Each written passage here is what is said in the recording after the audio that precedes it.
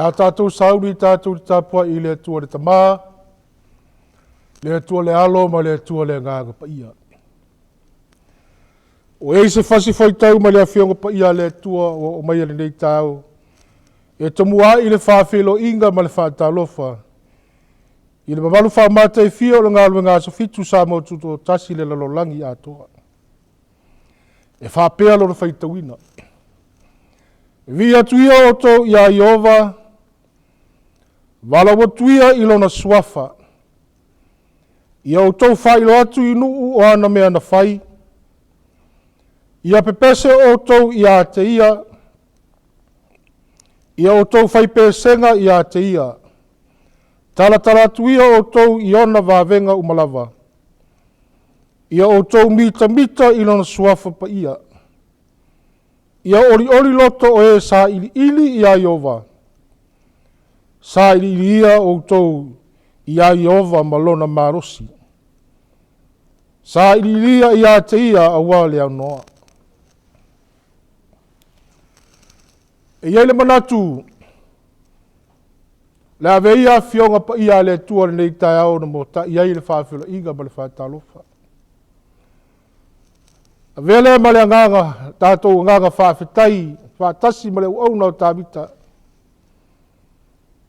Tātou te avei, le whaanetanga ma le whaamanu. Le whaamua ma le whaasau lo tātou tapaau le langi. Ona orana pule whaasoifua.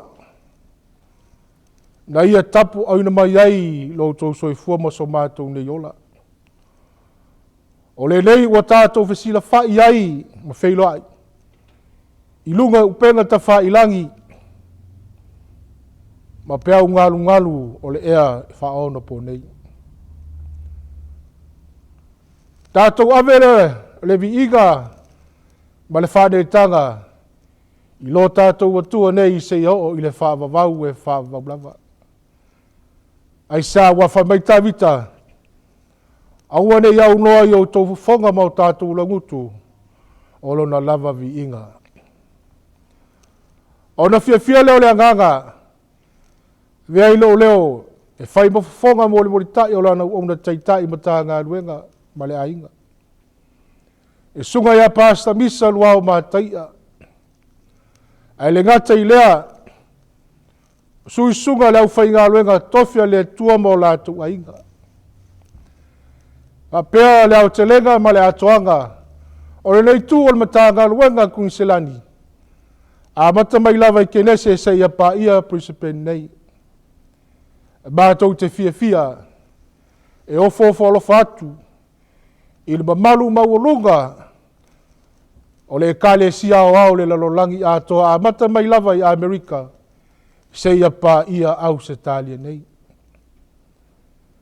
Mo mole nei tau na mātou whaafelo I atu I lausunga de Taitai au au. Lausunga pasta ala I moana wili papu whaapele wharetua I a tiana ma le whanau. Whamalo le langi mamama soifua manuia.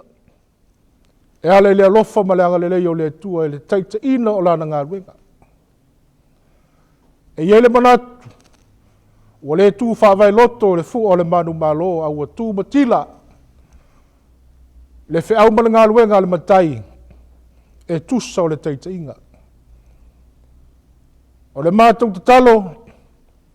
Ia wha maru pea ao Iova. Le tua o le langi. E ala le taitaina o lana fe au mana ngā luenga. Ia maua pea. So o rua whasiringa malosi. I le tino. A e sili I la le nganga. A wale soifua tu inatu I le tua tusa o le taitaina o le au mana ngā luenga le matai. Whātalo fatu I lua sase lua. I le nei tau lau sunga le au tusi. Pasta pali I a feta ma se pau. Whapea lau sunga le teu o loa. Lau sunga pasta I tua langi ata tanu basa mo lu ainga. Faamalo le manatu I le tua malo na finga ngalo. Faamalo le whaatoa I ngā luenga le matai. E tau tuaina ai o le wheau ma le ngā luenga le atua o maua le awanoe au nai. Ia o le tatalo I le atua, ia maua pea So o rua whaasiriga malosi mo le atua malana ngā luenga. Whātalo whatu i sui al komiti au au. I so se vaenga ma so se tūlanga. Ai le ngata i lea i le sunga le whātama fau tua le ngā luenga. Sunga le Toeaina e Sauaina e liu. Ai le ngata i lea e mātou te whātalo whatu. Ma whawhelu atu i sunga i Taitai ma tā ngā luenga i fia. Nā wā pastors, sunga i Faafeagaiga, whapea le wasenga i awao a tō matia mai. O whea lawa sa tawhāo nei laulangi o lo tō whawhale le malu ma whawhale tui ai. Ona o le atua malono whinga ngalo. Ia mātou te ofo lofa ma whawhelo i atu le nei tāo. Whamanu ia tele lava le atua. Ai le ngata i lea, ia le whangaloina, ia le tamā mālo manu mālo ia pasta polota i vāwale le teo. E le ngata i leo le whale tua ia matangi sione. Ma whale tua le auwha i ngā luenga o tōwha wha mai tia sā. Ia le ngata le tāpua inga. Ao sina o le ngā luenga tamā mati la mātutua po tō iu tai o le tātou ngā luenga. Whamalo e soifua tui nātu i le tua. Faamalologa le whaitatalo. Faamalologa le onsai. I le ngā luenga le matai. E le ngata fo i lea mātou te whātalo whatu. I tūlanga tofi o le ngā luenga le atua i so sa tawha. O lo e au auna ma tautuai le atua e ala ilana e kālesia. Ia mātou te whātalo whatu le swafa manu mālo Jesu Christo le tau. E le ngata i lea ia o tūpulaga la voa. O le kālesia le lalolagi atoa.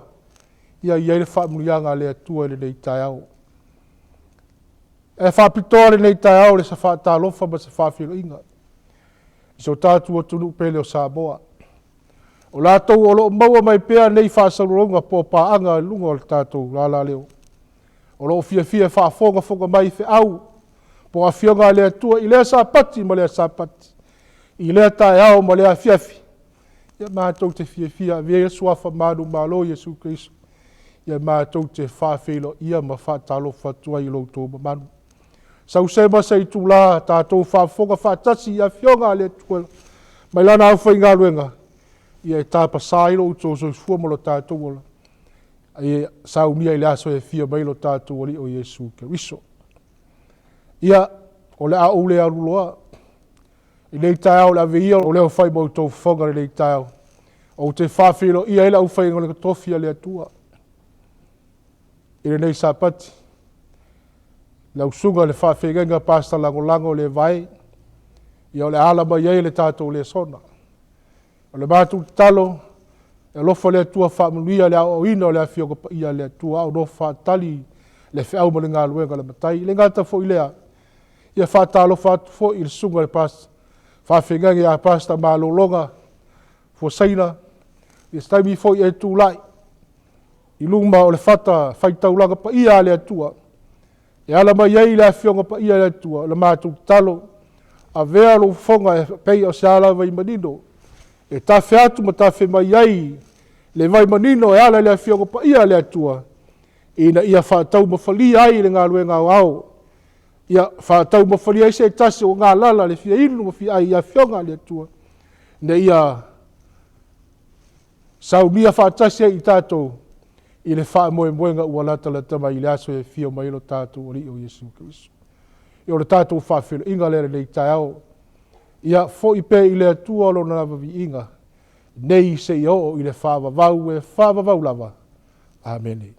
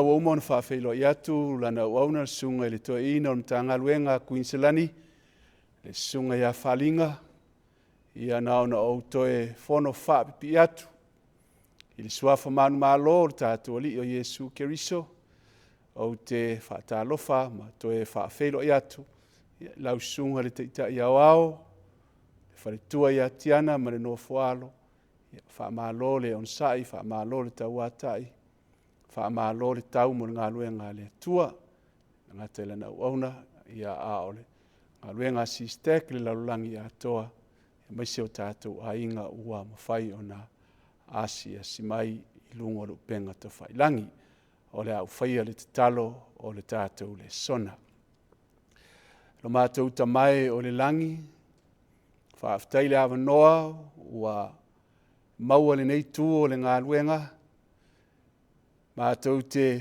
tauave ai tiute le Sapati o lauafio ona ole lea i le mana o lou agaga paia se alofa mai e faatumu lau auauna i lou lava tumu e mafai ai ona faamatalaina lauafioga paia i le manino mai lauafio o le faafogaaga a lou aiga ia iai le agaga o lauafio ae maise o matou aiga o loo faafogafoga mai uō mai e masani fesoasoani mai ua na o se efuefu o le eleele o le a faamatalaina lou finagalo Iesu i lou suafa ua ole ma tatalo atu ai amen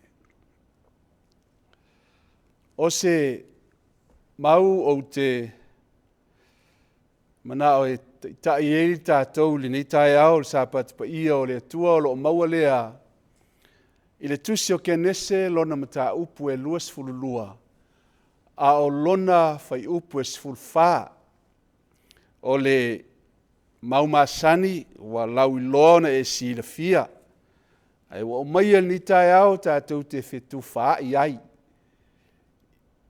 i le afioga a le atua tapena ai i tatou mo lea faamoemoe i le aso e fio mai ai lo tatou matai e faapea nei lona faitauina faaigoa ai lea e Aperila lea mea o Iehova i rae e pei ona fai mai i nei ona pō e iloa Iehova i le mauga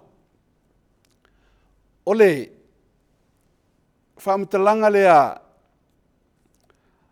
a Aperila ma ia faailoa ai i totonu o le nuu o Moria ina ua tali le atua ua au mai le mamoe e osi ai le taulaga ae tatou te leʻi ola le tatou le sona i le taeao lenei ina ua valaauina i le atua Aperila mai le kenese lo mataupu e 10 ese le tāua upu faapenei na fetalai ai le atua ia Aperila ae leʻi oo ina tatou oo i le sona le taeao nei Aperila o te whaia oe manu tele faamanuia foʻi iā te oe o te matua faamaluina lou igoa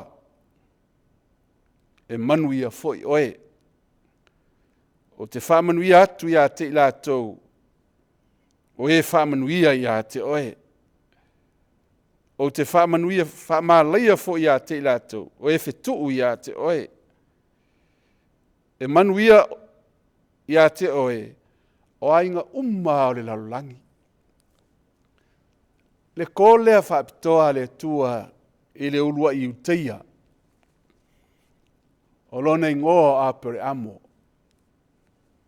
te io mai a ina faasolo mai i le mataupu e kenese lo mataupu 10 se io mai i le kenese lona mataupu e 2 e se le tāua au le io le kenese 2 e tele mena ui ai ia Aperila tele mena faaui ai le atua tona nuu o Ekupito ia Farao la veaʻi e le atua ona o le manaʻoga o le atua faaogā Aperila Se o mai kene se luas frutasi ua whanau ia isaako matupul tama. E ei veta ua ia taulaga ia ina ua toe fetalai ale atua ia Abramo. Fetalai le atua ia Abramo au e ti ngā ona o le tama a toa ma le fine polonga.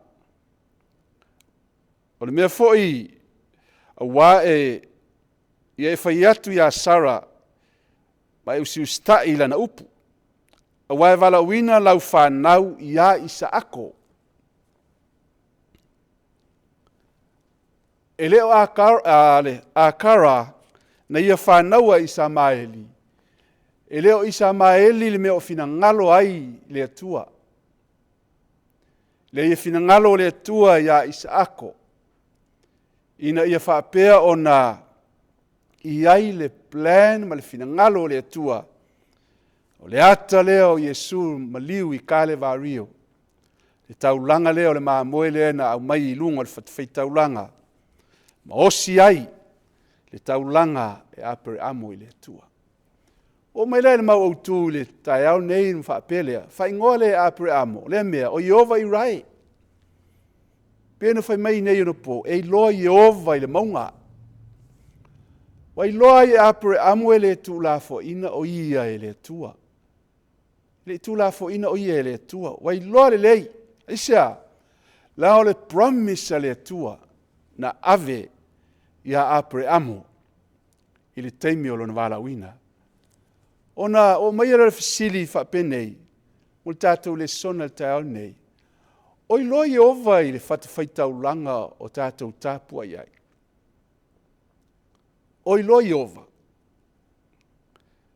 I le whatawhaitaulanga o lo tātou tāpua iai. I le ngata I whatawhaitaulanga o tātou tāpua iai. Ai whape whea te tonu o tātou ai. O I loa Iova. Whape o nei loa e Abramo Iova. I le nuu o moria. Whaatonu ai e le atua. E alu e avelo nā tali I o Isaako. Fisila ni tae au e amata el tātou au tua leson. O I loa Iova. Whatawhaitaulanga o e tāpua iai mo tāpua iai. Fesili. Ai se awa I loa Iova I le maunga. Pea no whai atu. Na walawina whaapitoa le iutaia, le urua I iutaia, Abramo e le atua. Whaamanuia iai le atua. Whai o ia matupunga o le lalolangi. Ana ira fisili I le tae au nei a mata el tātou le sona. Ai se awa I loa Iova I le maunga. O le tautonga po le whengainga na o sia e Abramo ma le atua. E le mwhentu la fo ina e le atua Abramo.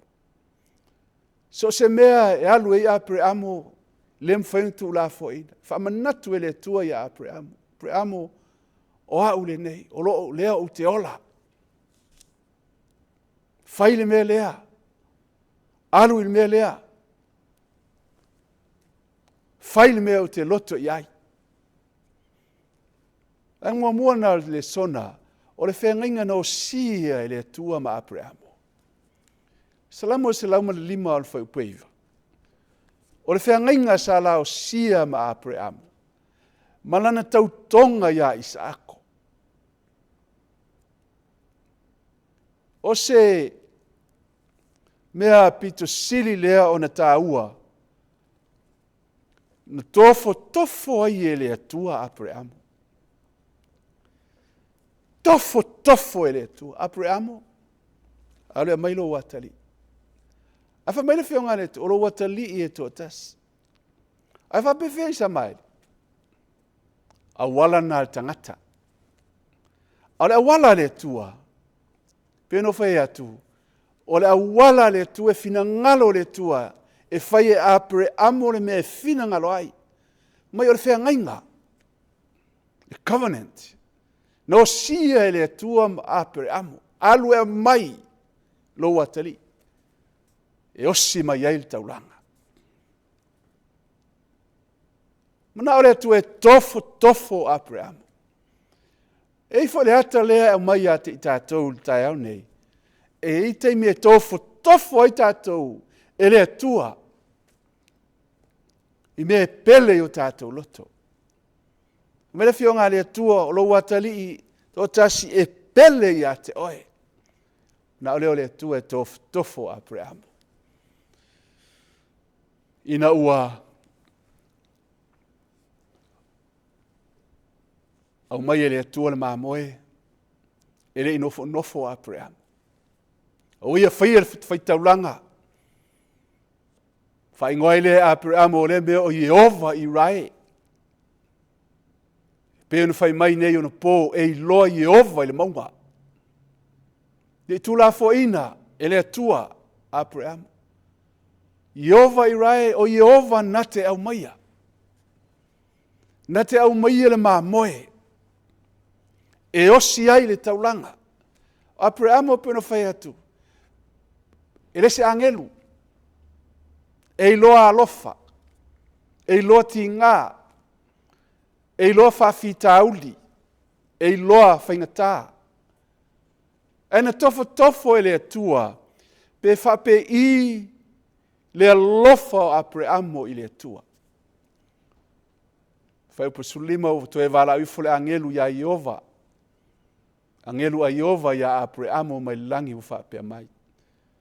Lo whapea Jehova, o au tautoa au i a te au. Mai Jehova, preamo o au tautoa o au i loa. Wa e whaia le nei mea. Wa e le tau fia lo watali. O lo watali e totasi. Tenengana o sia. Whaingoa ele a preamo. Whatawhaitaulanga o Jehova nate au maia. E le tu ulafo ina e le tua. O e mau. Pea whaitatou te whaamua le tua. Put God first. Pea na whaia e a preamo. Mai le tua o au tautoa au i a te au. Wa o tautoa au i a te au. Wa e whaia le nei mea. Wa e le whaingo fie. Pei tai. Nanga o le woa le tua. E alofa i ai le tua. E ulua i utaia. E alofa i ai le tua. Te ua tuspa ia o le woa le tua. Tau nua le tusi o whape mai le a kopo e lua sultolo. Na whaatua a pere amo i le tua. O na ta ua i lea i a te ia e whai maami o tonu. Ma fuangana o le autu o le sona tai au nei o ia Jehova i to tonu o tātou whata whaitaulanga o lo tātou tāpua iai. To tonu o tātou ainga. A o mai teimi whaingatā. Ma pua ngā. O le ki lea. O le ainga. O ia Jehova i to tonu o tātou ainga. O ia Jehova i le whatawhaitaulanga le nā. Tāpua iai. Ma o tāpua iai. Me le whionga le tua. Sata ua a preamo. O le woa le tua. Aisea. Whātua tua a preamo i le tua. Ta ua i le ia te ia. E whai mahami o tonu.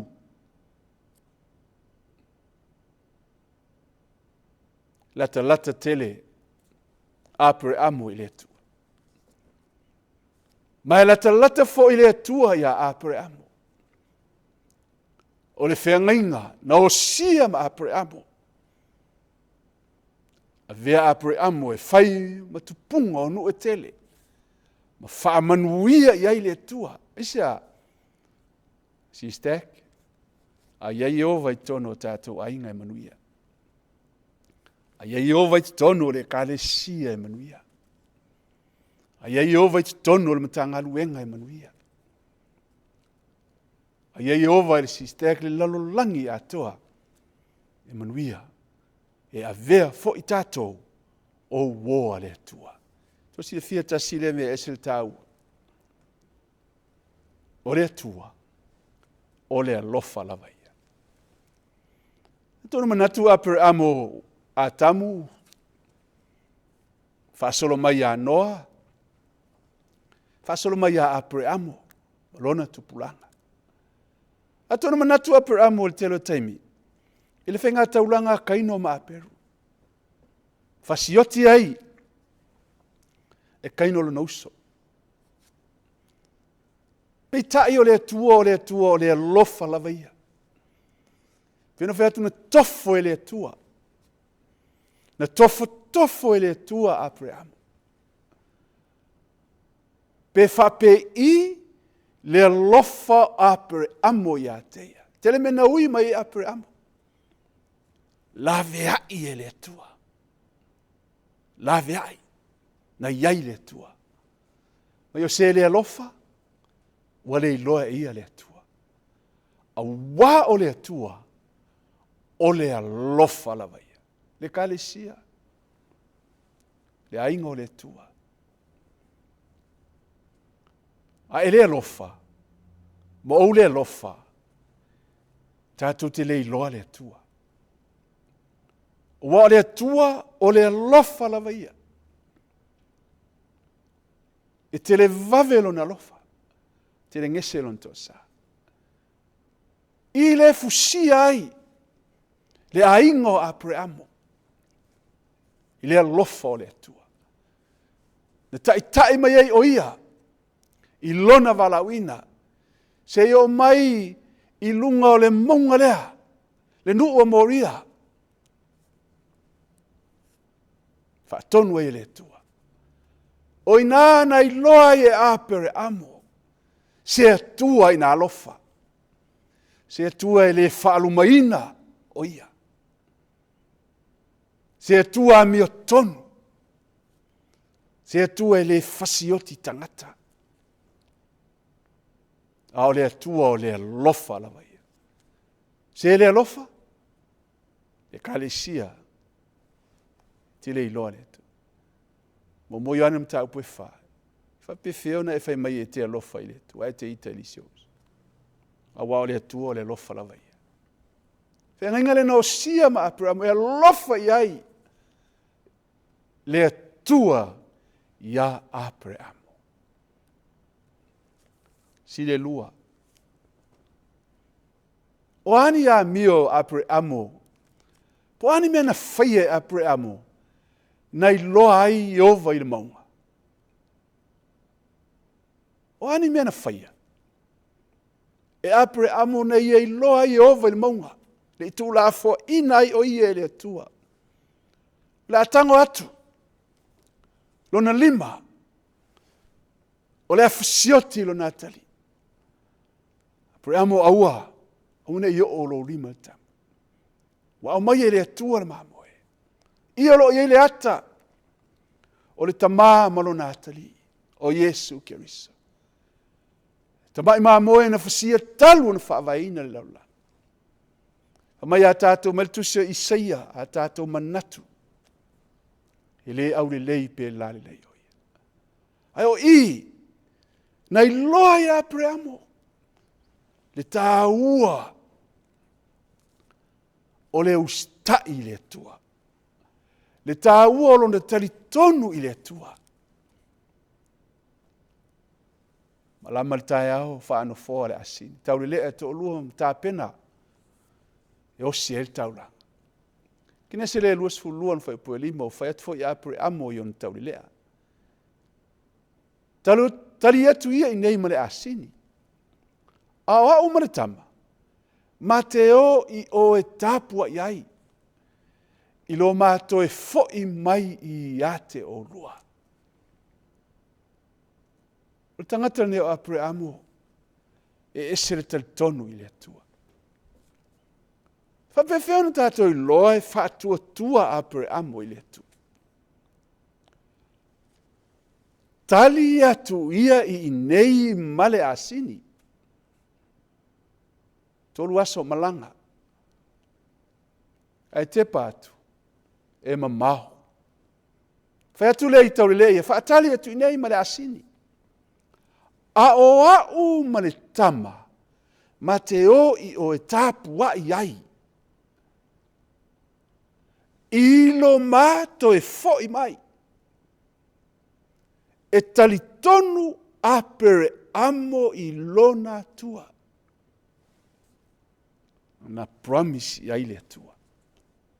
A vea oema, tupunga e tele. Ilo māto e fo i mai.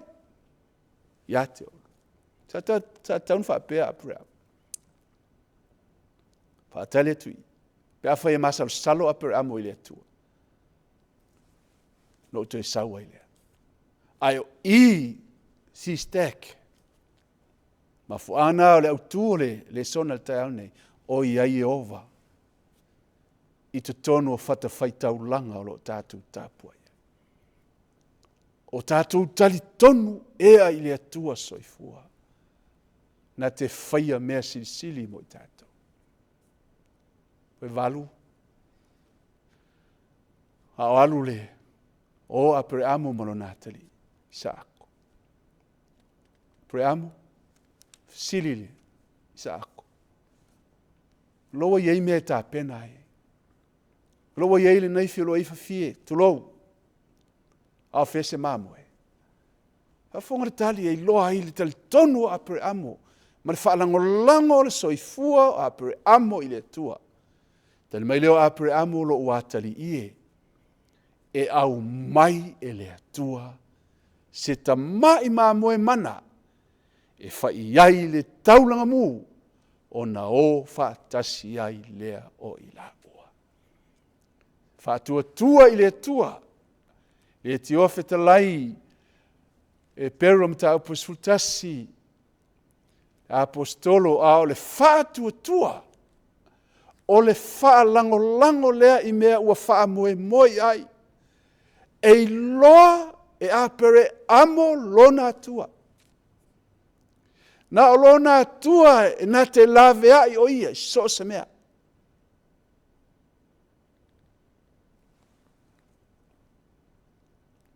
Tātou e fo'i ai tua. E tau tala loa le tangata. E loa le mena i lona loto. E tau tala apere amo. A ua sila fia e le atua. Apere amo e talitonu i atea. Ma fuana le whaalango i mea wa e whaamo e moi ai. Ma lou mauti noa o mea e te leo wa ai atu iai. A wana ingata lau wa ai na o mea i e te wa ai atu iai. Ai o lou mauti noa SISDAC. Lou mauti noa le mafua angane na le peris fulu. E ola le tangata mi o tonu, i le wha atua tua, pitosu walu. Ai atu umuli, e le fiafia lo loto i ate. Whapena mele tupui, o le wha atua tua o aprea. Malona wha lango i le atua, malona talitonu i le atua, malona mauti noa i mea le ovaia, e tali le atua, e tusa malona manabia. Mai Paulo Kornito, o le whatua tua, mātou te sava vali ai. Ai leo tino mai o mea. Ngata lau ai mea tino mai. O le whatua tua le tātou te sava vali ai teimi whaingatā. Teimi na ui ai apere amo. Le whaingofie, o le whatua apere amo. Mai le fionga le tua o lou atali i e pele i ate oe. O le whatua apre am. A whai mai le fionga le tua a o le wha atua tua o mātou sava vali ai. A e leo le tino mai o mea. Whatua tua na savali ai apre am. Mai ei loa i lo nā tua. Whapena tātou SISDAC. O lo tātou sava vali le whatua tua I taimi o whaamai. Taimi whainga tā ma mea wo mai. Whātua tua tātou te savavali ai. Ai leo le tino mai o mea. Se ena tini tau no ulo whaamoe moe he. Whātua tua na savali ai Aperila. Nā si mea na whai e Aperila na iloa i ova i mau. Sila fia Aperila ele atua loto Aperila. Mea mua sila fia ele atua Aperila e tali tonu i ateia. Mea lona lua sila fia Aperila ele atua Aperila e matau Aperila i ateia. Ape whiona i loa. Fai-Lesona. Whaafonga kenese e Sefulua, Sefulua. Talai mai leo ia, so ia leo olo lima le Tama. Ua fo te whaia se me tasi i ateia. Whaafonga. A wawa owi lo nei, te matau i atu. Lele angelo. Wa owi lo nei o e Aperila e te matau i atua. Ina ua ele tau fia lo watali. O lo watali e tō tasi. A ua e to'u mai i a te au. Fia fia le tua Aperila stangata e ola matau i le tua. Tangata ola matau i le tua o le tangata ata mai. Iopo lua Sefulua'i. Sa ili, po fea i ai le poto. Sa ili, sami, maru felelei. Se oli me tangata oti. E saulitali. O le tangata e matau i le tua le tangata poto. E alo ese i le leanga. SISDAC. Ele o se taimi le nei e te ta alo ai. O le taimi le nei e te tali tonu ai, ta penalo ai, tali tonu i le tua. O le taimi le nei e ta tau o na tātou wola matau. Faaaliga sulua, a Fai-Lauga sulua pa pasuto. Si tātou whaalongo ia li ungo nei mea. Ia e matau i le tua. Ma e ana i ana polo inga. A wā o le mea le tatau i tangata malawa. Mea na whai e Aperila. Le ngata na tali tonu i le tua. Ai ata mai. Hawhena i loa le ata mai o Aperila. Alo ese le leanga. Yo pulo suba. Au stangata e ola matau. I le tua. Mai le angelu o loa nei te matau i le tua. Tolu. O Aperila mo stangata whalongo. Kine se lua Sefulua'i fa upu lima. Wan whalongo Aperila mo ia upu. Tausi ia Sauniga. Ma'u polo inga. Ma'u whatonunga. Ma'u tulafono. E usi tai Aperila. E whaalongo Aperila i le tua. I te iloa ai. Aperila. Na ia whia le Taulaga. Iova i rai. O Iova na te au maia. Aisea. E iloa e whaalongo Aperila i le tua. Whaalongo. E iloa Iova i le maunga. O iloa Iova i tonu o lou ai. O iloa Iova i tonu o le Taulaga na e tapu.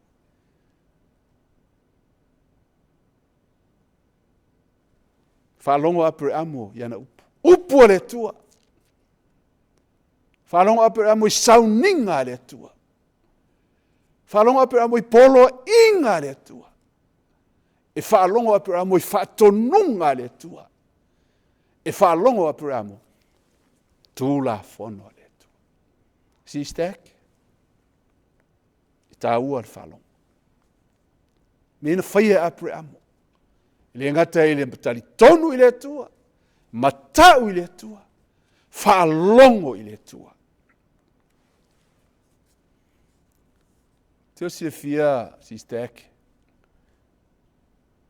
ana le alu apere amo, e avelo nā tali, whātua tua mga aluenga. Ia ko poe lua lo sutasi lo sulua ele itawa mi tonu e alo tātou Tama o apere amo i ngarwe. Ina wa vatu e ia o isa akolo nā tali i lungo al fatwhaitaula. E te leilo ea, na ngaru lue whaatasi le whaatua tua ma ana ngarwe. Nara ngarwenga, tū i lunga ave lona tali. Elena o le whātua tua. Elena o le whātua tua. E nga lue. O le nga lue e Fai-Lauga lo walofa. Tusi o kaltia. Taulaga o le whātua tua ma tuanga lue i le alofa. Po ati ngā. Nei loe Abraham peno whātu. Abraham ele si angelu. Ele si angelu Abraham. Ia te loa el tangata o lo ia Jehova. O lo ia Jehova. E lo Jehova i le maunga. E lo Jehova i lau tautala. Te le mui mui. Te le loto leanga. Te le loto vai vai. Te le masal salo. Ai lo Jehova. Mea te whaia. Peo Abrahamo. E te leilo ea. Na ngaru lue whaatasi le whaatua tua. Maana ngaru enga. Ngaru. Tuilunga. Pe avelo nātari. E mate le whaatua tua tu se Iakopula. Pe aleni ngaru enga. SISDAC. E le whaolaina tātou ni tātou ngaru enga. Ai mate lo whaatua tua. Pe aile ngalue. E matua mate le whātua tua apre amuna whape atu. I oe le atua. Ai au te le aru avelo watari. No minga na le whātua tua. Ai leo yeise ngā ruenga savali. Ma whaatino. Whaatino le alofa i le atua. Whaatino le talitonu i le atua. Whaatino le ola matau i le atua. Whaatino le alofa i le atua.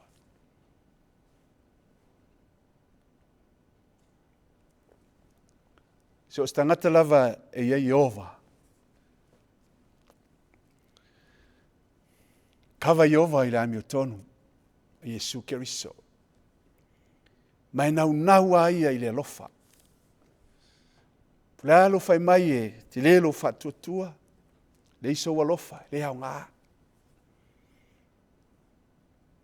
Momokoni te sutolu. Whatuatua o whaamoe. O le alofa. E whamai sili e le alofa. So stangata ia Jehova e Faaafeagaiga ma Jehova wa le woa le atua e loto mau lalo. E wha mau lalo lona loto i luma o le atua. E le wha mau alunga. A e loto wha mau lalo. SISDAC?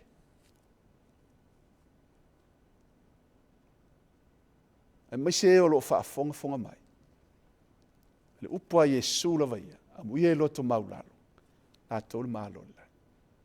Whamunianga na mau e Abraham. Sole. O whaali atu ia te oele merelei. Sia se me fina ngaro Jehova ia te oe. Whaila mi o tonu. SISDAC. Whaila mi o tonu. A moni lo walofa i le tua. Whaila mi o tonu. Tato uma. Le se lau pasena.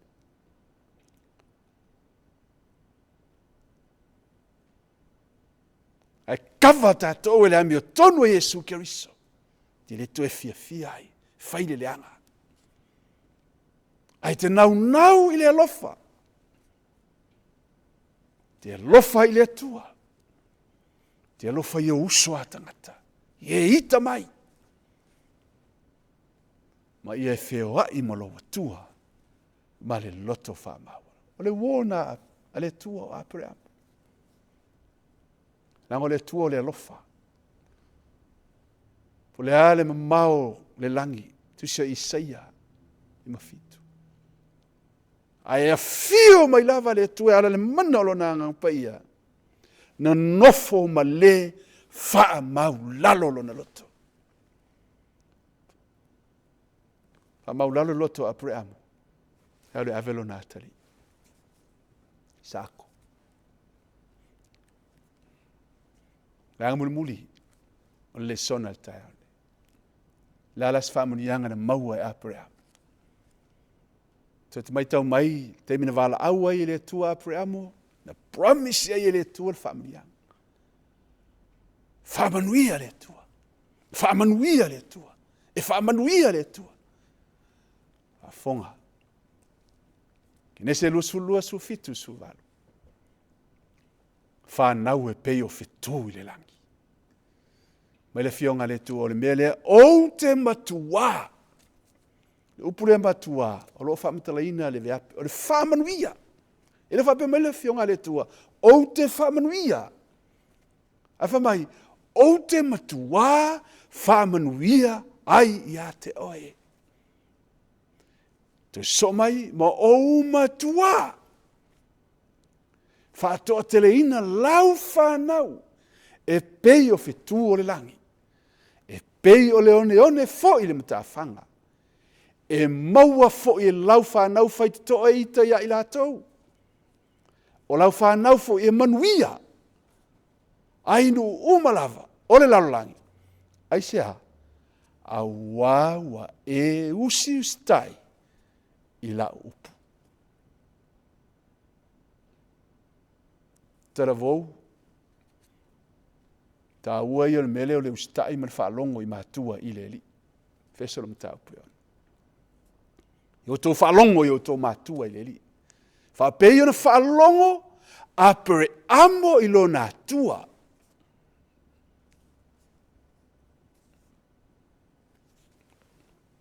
Whaamanuia leo iai le tua.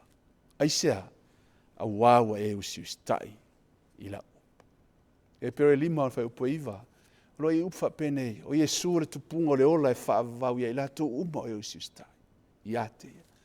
Na usi tai Yesu i lonu Tama. Maliu i kale vario. Mafuanga na li ane valu to Sefulua. E loa ai le o tau le memoni. Ma tu sa o loto o tau ele upumoni. Mea le ustai. Li ane lava e valu vai pa to Sefulua fatara Yesu ana peo to wa mio Aperila. Fatara Yesu ya yutaia. To te whaia le mea o te whaia tuai. Ale to te fia fasioti a te au. Ale tusau to wa mio Aperila. Ia whai atu e osa whai lisi tū lau yutaia. O le mātou Tama o le langi. Fate Yesu. Ano lo tū Tama o lo Tama o le langi. To te whaia whai mea o te whaia tuai. Mena e tā ua i tele. Ona i le mele o le usi ustai. I le upua le tua. Ia. O le sona na le tai au. O i loi ova i le whatwhaitau ranga o e tā puai. La se lua whenga inga ua o sia manetu. Tu ia apre amo ia ua. Marolo apre amo e whatali e le tai au le tu. Ai a oe mau le nei vai tau o soifua. Le se lua whenga inga ua o si manetu. Roma Sefulua. Ia tu ina atu. Tau tino i le taulanga ola. Tu ina atu o tau tino i le atua. O le taulanga ola. O le taulanga e paia. O le taulanga e malie. O le mea le tau ai o na outou whaia. A o mai whenga tāma popo. Ma te le la whai. Lau whenga i lo wā whenga i maletua. Ia lua le lei maletua. Osi whenga maletua. Teimi umai malepe ai. Ona o satani i mana au. O tai au nei. Ni la whai lo soifua. O ani mea tātou te whaia. Ma te tātou te le ola te tonu i le tua. Tātou te le ola matau i le tua. Ma te le ola whaalongo i le tua. Maustai le atua. Ta pena ai lo tātou ainga whaamoe le langi le ola e wha. O le ale whaamonianga. Peno whai atu tu ia apre amo. A oe maa o lo soifua mai le temio e soifua ma uolai. O le whaamonianga. Mo moiane 5 sutasi sefulua. O le wai a te ia le alo. Wai a te ia le ola e wha. A o le o ia te ia le alo. E le o ia te ia le ola e wha. Ma ta ea le tai au nei. Te le whapea nei. Iesu e. Ua lava aso. Ta upolonga ai le ang sala.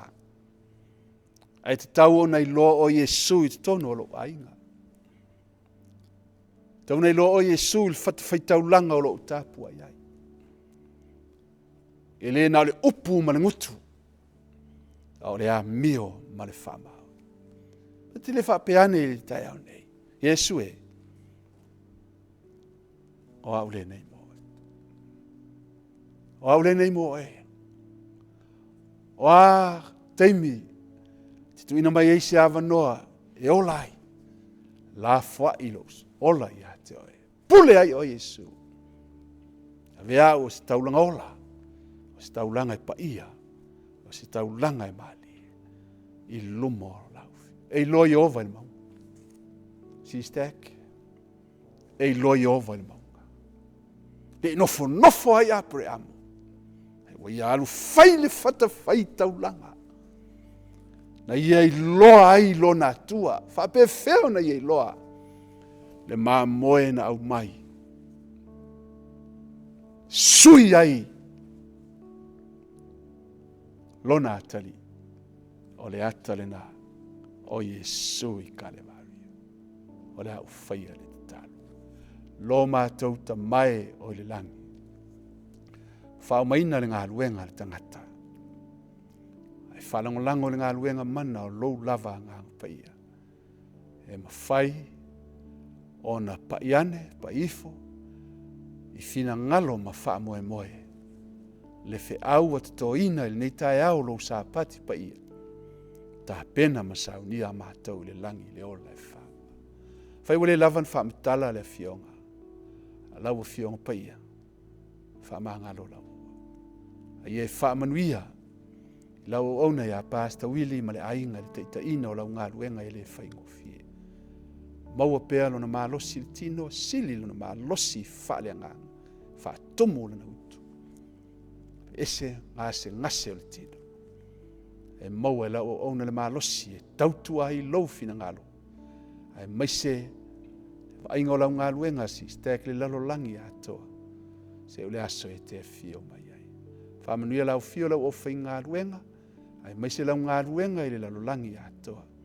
Whamanuia lau fio nei o mātou ainga o lo fonga mai ma mai mo mai. Ia te tusa i mātou i lo wanga. Ia vi ia lo suafa Iesu le nei tai au. Ia vi ia lava oe whaavau lava. Amen.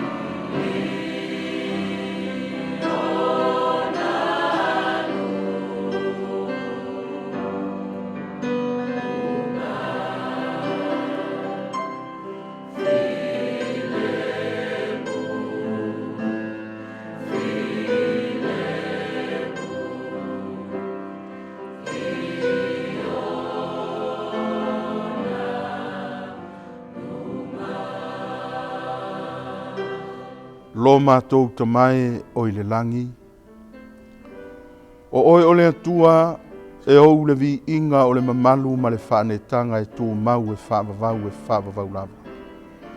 Ua mātou tōrtuli i le mea silisili o na paia i le nei tae au. Na mātou o le lea i le anganga paia e mafuta mai e whaapaia i mātou ai maise le mea nei.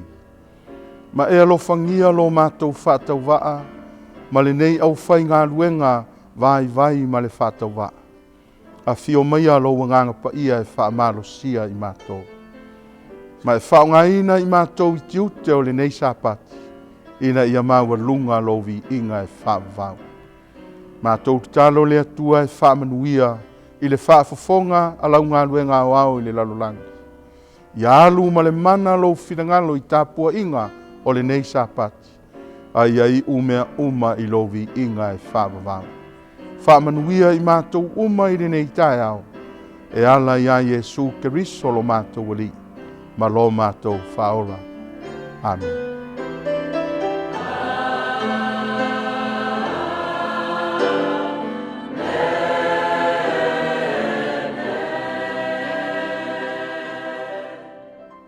Tu la whapitofo nei o le tātou Sefulua'i ma Taulaga, pei sunga i te akono i mo le auina o tātou Sefulua'i ma Taulaga le nei Sapati. Pe whaoa le tangata mea le tua a outou ua outou whaoa o mea. A ua outou whai mai o a ea mea ua outou whaoa. A wā ua outou whaoa Sefulua'i a toa ma Taulaga. Ua matua whaafanoina outou o le nu umalawa. A wā ua outou whaoa o mea.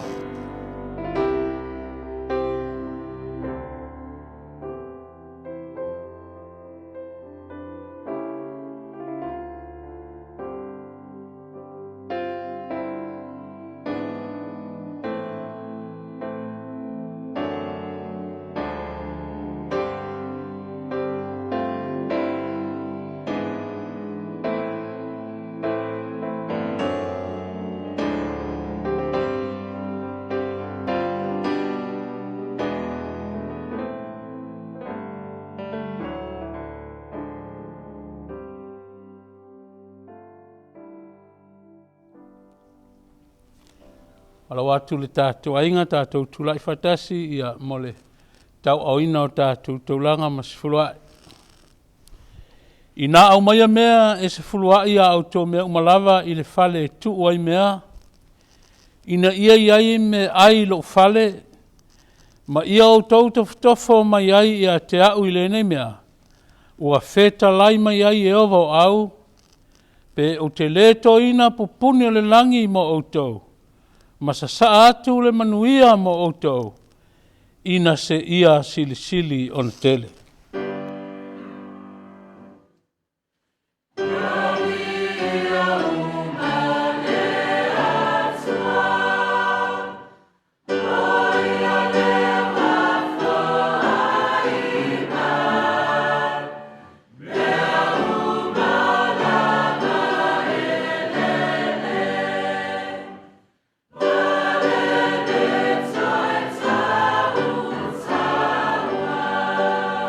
Yo vau a wele tua lo mātou tamae lo fio le langi.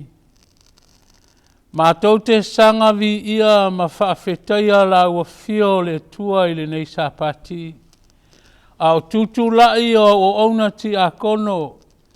Tauri maina o Sefulua'i ma Taulaga o le tupe o le whengainga na e poloa'i ai o mātou tangata. E aona mātou to e faafoi atu i la ua fio.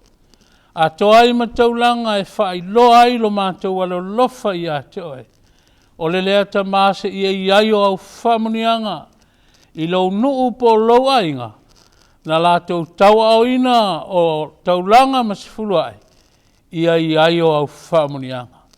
Whaaftei tele ta mai lo whaafonga mai. Lo lava suafa Yesu. Amen.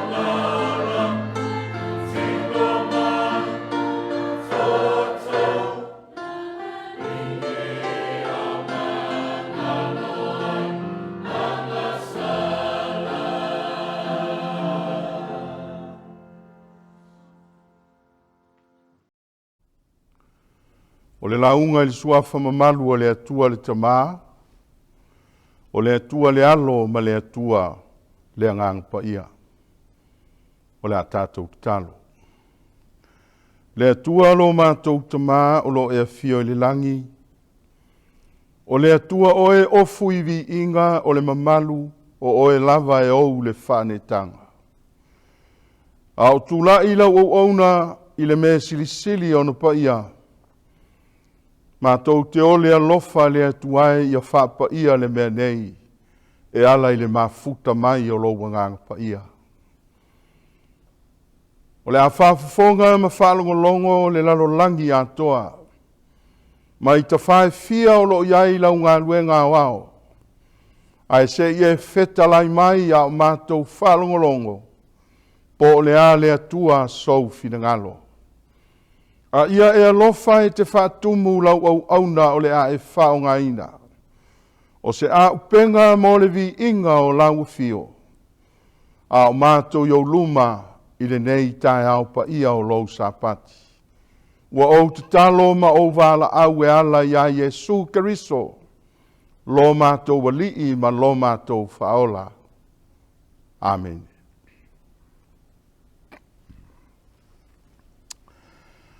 O le sotanga wawala lata, a le apostolo Paulo malona talii whaaleanganga o Timoteo. Na ia tusia ai o lana tusi. Ma ia toe whafangu ai ma whaamanatu. I lona talii whaaleanganga i le tala le lei. Le so lau po le so tanga wawala lata. Ma le mafutanga sili a le anganga pa ia. E tusa o le mea lofa na fua mai i ona tua a. Se ia o mai i le talaanga o le au ngā tūpulanga ua ia soifua maolai. Ona toi whafangu le Paulo i lona talii o Timoteo. Le mafuaanga na whae e ai o na lima. Ma whatanga ina e le atua le anganga pa ia. E na te whaau ma whapa ia, Timoteo lona talii whale anganga. A o ia iai le aveina o le whiau o le tala le lei. O na filifili lea o le whiau o le Sapati le nei, i le lua le Timoteo i lona mta upu mua mua, a o lona fai upu e fitu. O le mau au tū lea o le a fai, ma mau au tū e wha au tū ai, ma natu au au le whiau ma le launga i le nei tae au. O upu ia le apostolo, i lona talii wha le anganga o Timoteo, o le a fai mata i ala e Taitai nai, le sini au tū o le whiau. A o whaafafonga le ngā luenga au i le lalolangi. A e se i feta lai mai i le atua e ala i lona finangalo. Whai mai lea upu a le apostolo. A wā ua le fua ina mai e le atua i a te i tātou le anganga e matau ai. A o le anganga e Faamalosi ai. Ma lofa ai. Ma fau tonu ai. O se Faamalosi anga ma se Faamanatu. E taua mo le kalesia. Ua moi tunga mau le atalii whaaleanganga. A o le tusi e le apostolo. O se whiau e toe whafangu ma toe Faamanatu. Ia te oe mau, le kalesia le atua, le taua o le mafutanga fatasi, ma le anganga pa ia. A o tato iai le taua, po o tauina o le taua o le toe i tūlā. Ua mana o mia le kalesia, le mafutanga fatasi, a le anganga pa ia ma le kalesia le atua. O le taua le nā o lo tauina i le so. Mai o le taua o le toi tūlā. o le toi tūlā, o le toi whiau muli.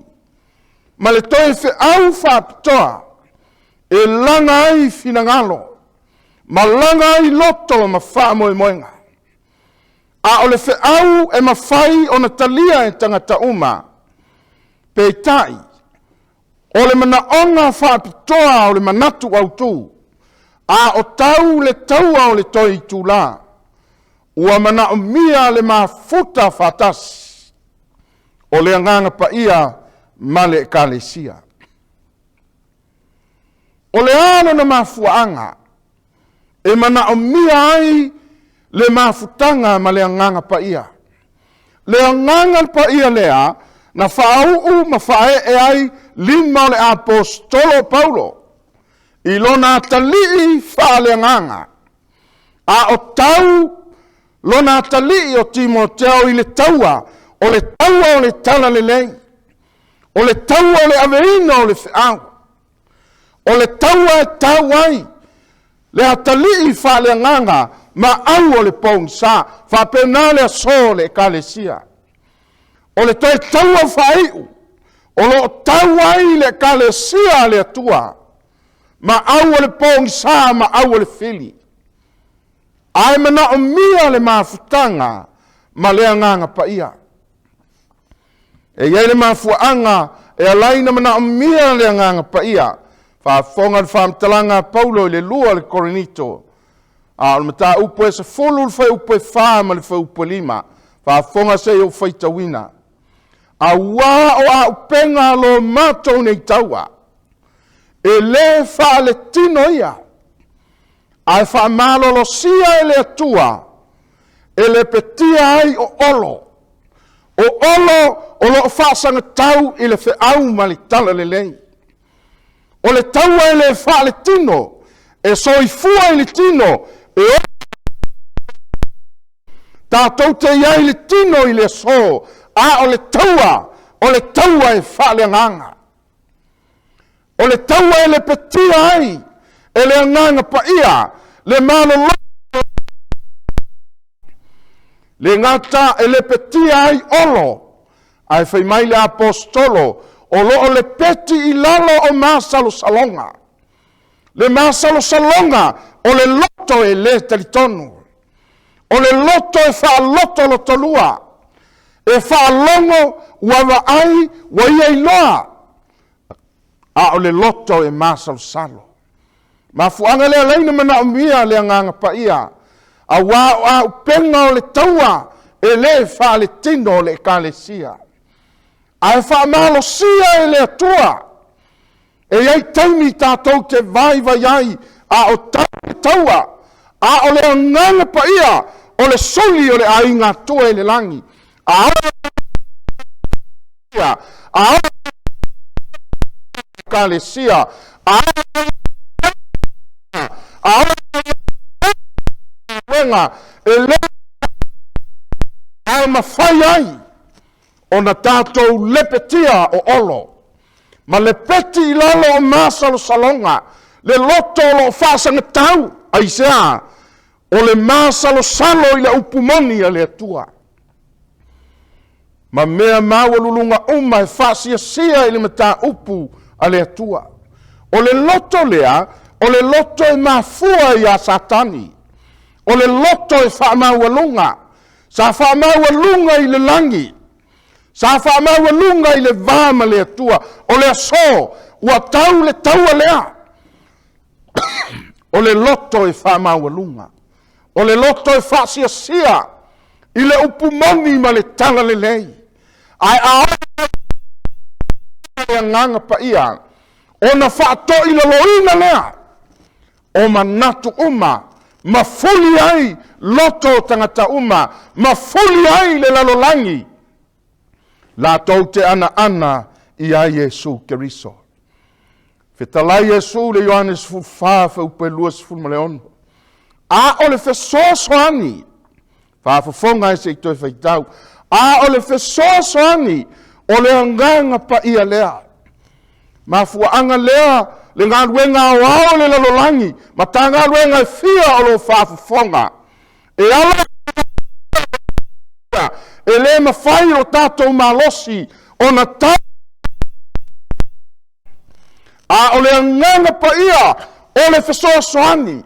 E fesoa soani li Faafeagaiga, fesoa soani li Toeaina, e fesoa soani tu pulanga talavau, e fesoa soani i so se to.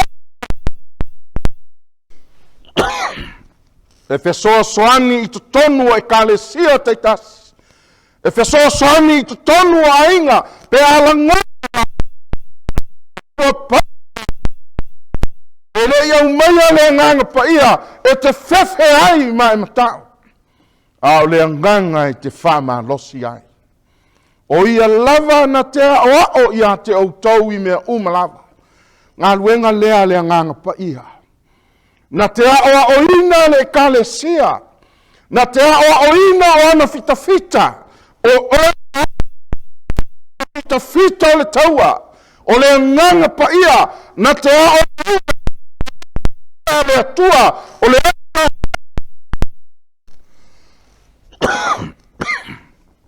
a o tātou tauina le taua. O ia te au tau i mea umalava, e whaamanatu mai foi, e ia te au tau i mea uma, ua au whai atu ai ia te au tau. E iei teimi e ngalo ai li tangata le fina ngalo le atua. E iei teimi e whai le tangata le me loto iai. E ele taimi a fi na wailo loto I lo malosi.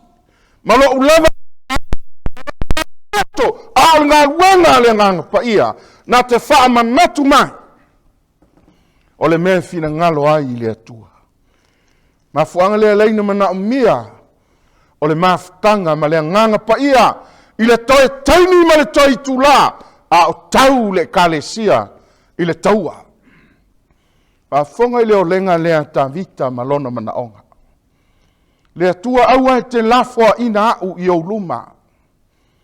Aua foi e te ave seina loua nganga pa ia te au. A wal ese le nganga pa ia. Ai ma fua foi on le ese nganga pa ia. Fa penale ata o le taua le tawina. O le anganga pa ia na te aveseina, na te talepeina, na te solata. O olo e whasia. O olo wa au mai le fili o na olo. Wa fe fatu fatua. Wa fatu tato va ai. A le nganga pa ia e whama natu mai. Lena leina o le tā vita. Pai mai tā vita aua e te lafua ina au I o luma. Aua foi e te ave e seina loua nganga pa ia te au. Le nganga pa ia e whai ma whai a onga. Le nganga pa ia e o ao. O le nganga pa ia e whamalosi. Na telepetia I lalo. O olo, o me mawalulunga, o me olo whasia I le fe aua le atua ma le tala le lei. Ma fuanga na leina mana umia, le maftanga ma le nganga pa ia. Ia whafonga la tātou le kalesia le atua. O le fe au lea, o le fe aua le apostolo Paulo, e whapitoa mo le kalesia. Tu sia le Roma le valu fa upueva, fa fonga e fa mai le upo le apostolo. A o tou te lei la le tino. O ai le tau tala iai. E tau tala I le kalesia. E tau tala I tangata o le atua. E tau tala ia I la tau watalia le fe aua le fao la tanga. Fa mai le upo a Paulo. Tou te lei la le tino. Ai la le anganga. A sila I le a. E fasino I le nganga pa ia. The flesh spots are in the realm of the spirit. Indeed, the spirit of God live in you. Lona winga, e tau tala I le nganga pa ia, o lo nofo I totonu. o le nganga o le atua I tonu ia te outou. A whamele apostolo. Ai se tasi ua le ia te ia le nganga o keriso. A whakawhai outou le nganga le whamatala. O le nganga o keriso. Le atua le tama, le atua le alo, le atua le nganga pa ia. Watu ufatasi le ai ngā tua le rangi. Ai whai mai pe a whai e nofo le nganga o le atua I tonu ia te outou. A sue se me sili o na taua, o na iai le mafutanga tonu o le ekalesia. O to tonu o se matanga aluenga. O to tonu o te tauna I le tama, ta tauna I le tina, ai whapewhea le whanau, e ta tauna iai le mafutanga. Ai whamele upu a Paulo. Ai se tasi ua le ia te ia le anganga o keriso. E le fai le amona. Ai se alme ua le fai ai mona. Ona ua le iai le anganga o keriso I tonu. Mafuanga le ainga o le atua le ngā ruenga I le lalolangi atoa. Ua mana o mia le mafutanga ma le anganga pa ia. E te tau ona nofo I te tonu. E le ngata I le kalesia. O tai tasi. Ai se ale mafuanga. Ia whafonga lau tou e se whamatala I le apostolo. Pe a o ina nofo le anganga pa ia. Ma taita ina I tātou e le anganga pa ia. Whai upo e sfulfama, upo e sulima o le Roma mta upo e valu. A wā o I lātou uma. Tau silfia le o tangata uma e taita ia le anganga pa ia.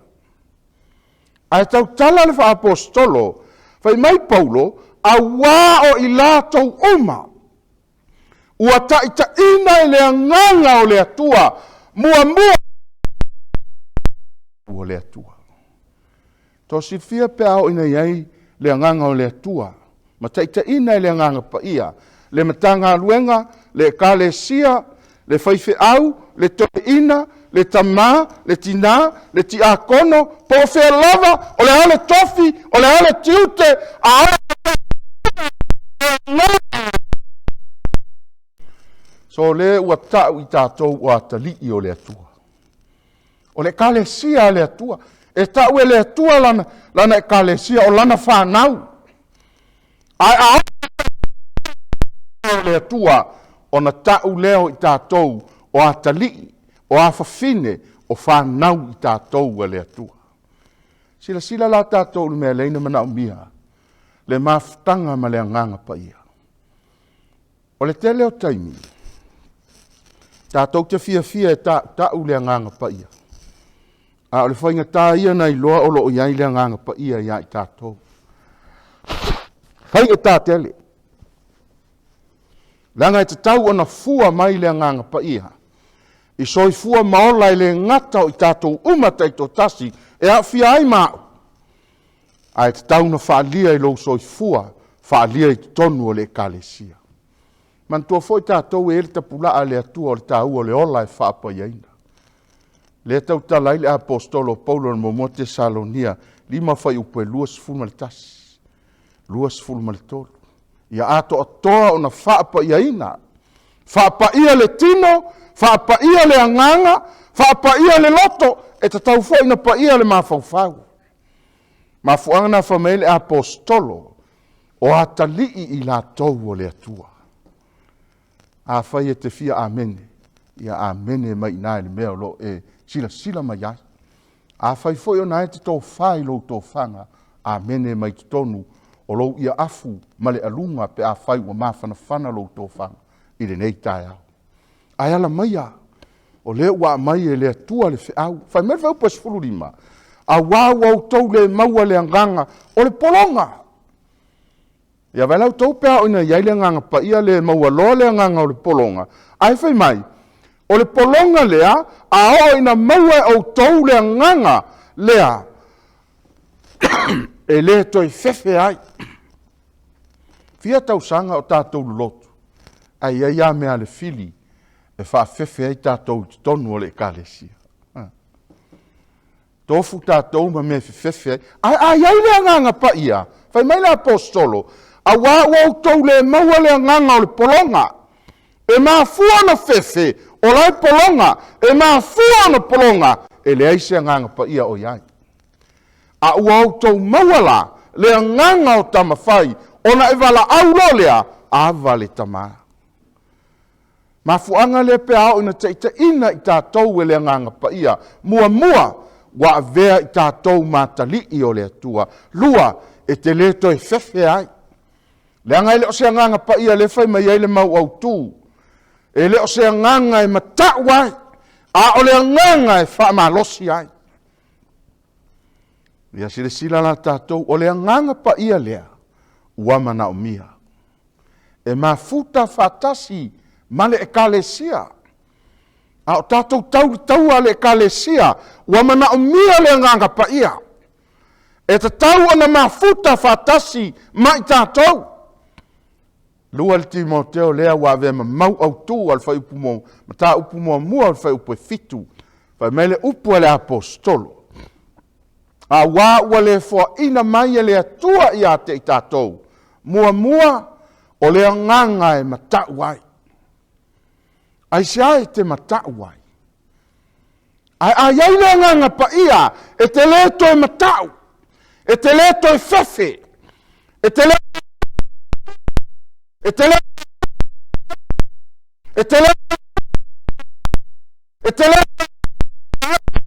leto e fefe e Sabbath.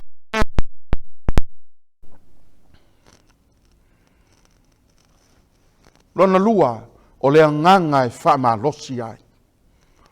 Ai le nganga pa ia, e te lei loa nganga pa ia, o le nganga e Faamalosi. Ai a fua. Ai se nganga pa ia. Tolu, o le nganga e alofai. O le nganga e alofai.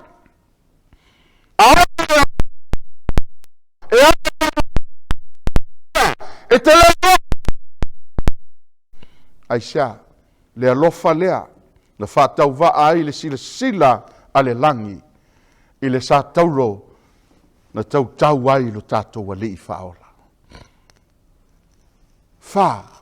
O le anganga e mawhau tonu ai. Ki e whia le anganga pa ia, na te au mai le mawhau mea tonu. A o laina ia i le anganga pa ia, e te leto e fefe. Po Pati mai pe au, pole o fita pa losi pea. Aisha, waiai le maftanga ma le ngang pa ia. Na ilo e paulo ele whaingo fia le ngang wenga o le tala inga o le tala le lei. O na ia wha ma losi le ilo nata li i wha lea. E toe wha manatu, e toe wha whangu. Mai le tupunga, na ora ai, lo na tali fa le nganga, e tu mata va. Ai le upa paulo, na fa mumu. Le mea lofa le tua o lo iate oe. O le mea lofa na mai lo na tupunga. E te fa ma losi ai. Ai se ai te vai ai. A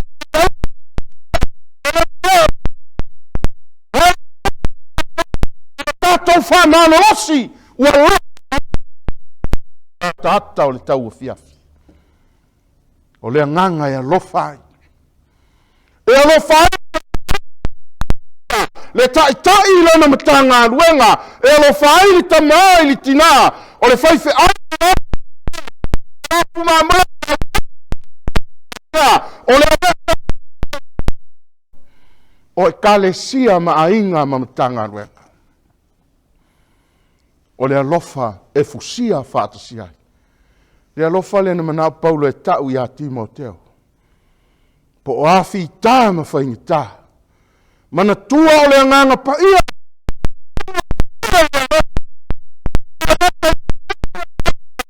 Se ia.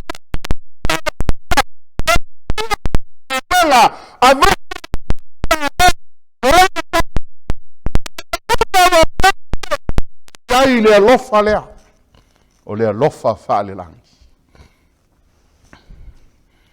Le alofa e faifeau i lana ekalesia. E alofa ai le taitai matagaluega e lana matagaluega. Official committee ao e tafe ai le alofa lea. E te leva ai pitotasi ai a te va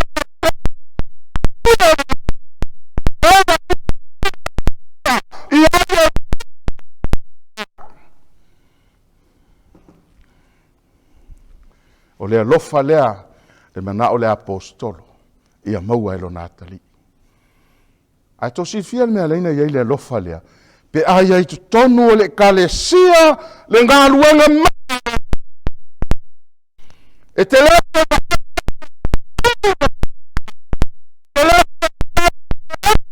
le tonu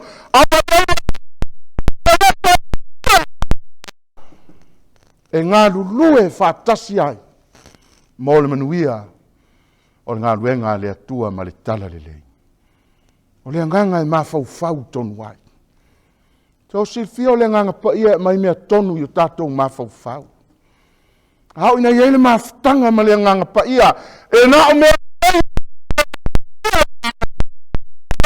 fale tonu. A mai le mawhau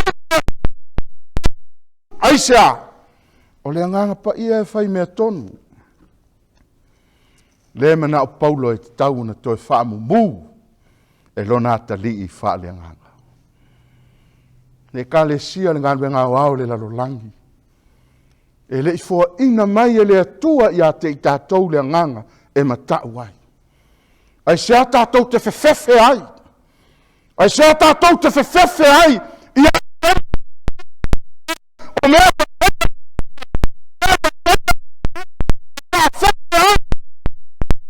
ma o tātou o tangata o le atua.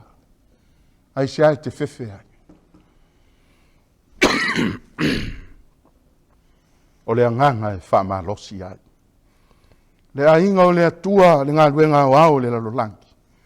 Ua tātou iei se taimi sili na maale ale. A vei au tau le sini au tū o Fai-Lauga Paulo i a Timoteo. E ta tau ona ia sila fia.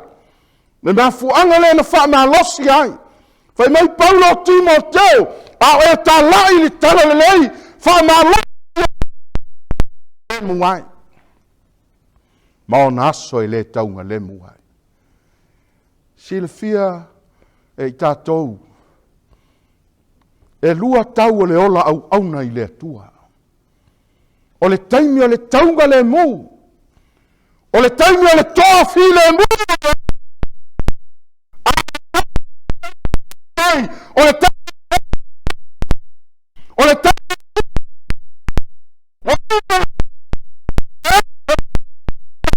tangi a waangi mai fisanga ma pepesi mai matangi fa penale mea na laino fa manatu le apostolo i apau ia e fa malosi a ina toa file mu se esele manaia. O le fiafia i o le tangata e au ai toa file mu. Ai ao o loa ina sou. Pe pesi mai o matangi. Ua amata o na le toa file mu le wha moe moe. Whafonga lau tau le upo a peteru le mua le peteru e mua whai upo e ono me le whai upo fitu. O lea ua tau oli ai. E ui lava ina wha noa no au tau ina yaso nei. Pe a whai e te tau ai. E le whailonga fasili. A o leo au nei le atua. A o le taimi le toa fi le mua solo le lei mea uma. Wa fia. Ai au ane ingalo. E le taimi le taunga le.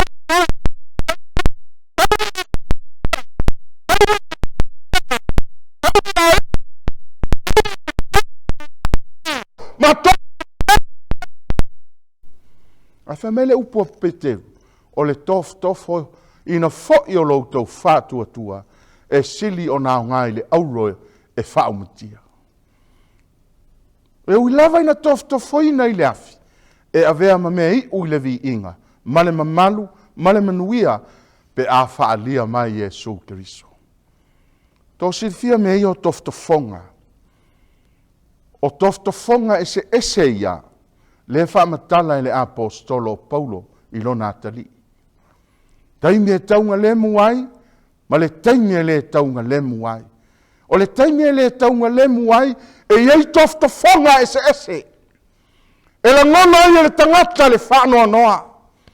E la ngona ia le mafatia. E iei nisi e taua.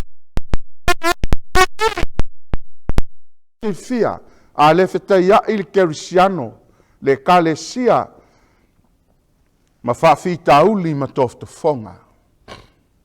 E le mawhai o na tātou maua le mamalu. O le manuia, ma le vi inga, pe au le aso e faali mai ai Iesu Keriso. Tau Silfia, e alana maua le wha moe lea, pe a tātou ui le afi. A hao ina tātou ui le afi, o na fito ai loa leo le auro mama. A whapewhea na ui le afi, e ala i tofta whonga ese. E tofa tofo ina ai lo tātou whātua tua. A ai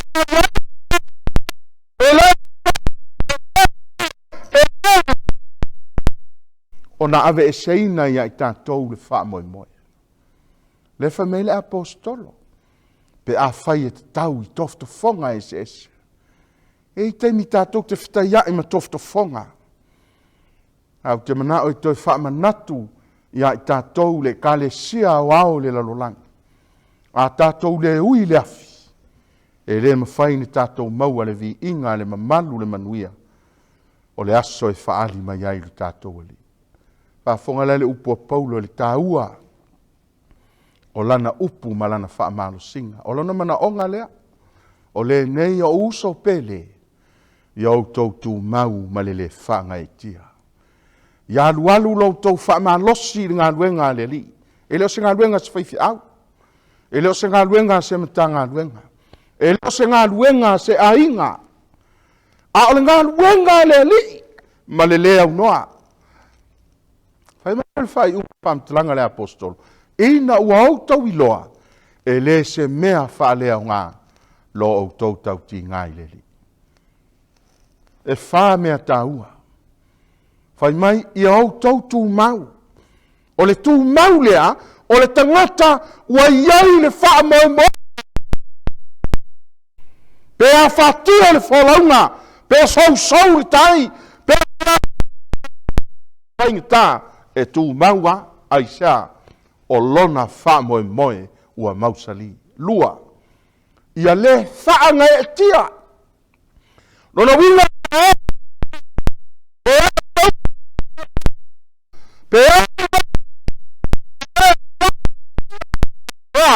e le mawhai le fili o na luluina lo wha moe.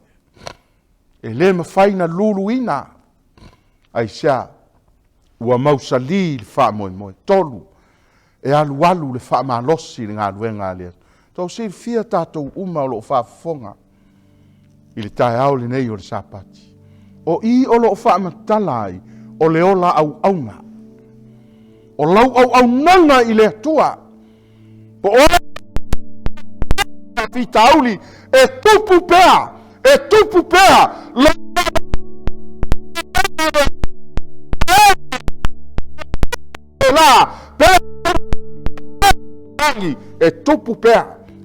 pea lo wola au auna e te wha losi i le ali. O lono wha o le ola e tau tinga. O lono winga o lau tau tua i le atua. E te le tau tua i se aso e tasi. E te le tau tua i ni aso se lua. Taimi na ua talia. Na whaoa.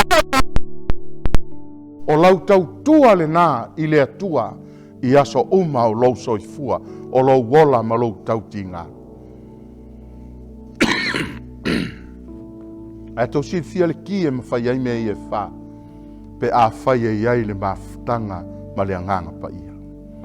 O le anganga pa ia na te wha tu mau oe i le wha moe ua mausali. O le anganga pa ia na te le mawhai o na whaanga e tia, ma luluina e le fitu. O le nganga pa ia e tupu ata. Nganga le atua. E ala i lo wola au auna ia teia. O le ola o le tauti ngā, o lau tautua. Le whaamanatu mai a le nganga pa ia, o lau tautua. I lo rua vāma le atua. A o le ki le nao mea i e wha. O le nganga pa ia. Lua le Timoteo, mua al whai upe fitu o le mau au tūle nā. A wā ua le fo ina mai e le atua i a te i tātou, le nganga e matawai. Le nganga e whaamalosi ai. O le nganga e alofa ai. O le nganga e mawhauwhau. O le mau au tūle nā. Le whaamalosi anga le nā le apostolo. O le nganga pa ia le nā. Le ana toi whaamanatu e Paulo i a Timoteo. O le nganga pa ia lea ua manao mia. E mafuta fatasi male e kalesia. Amen.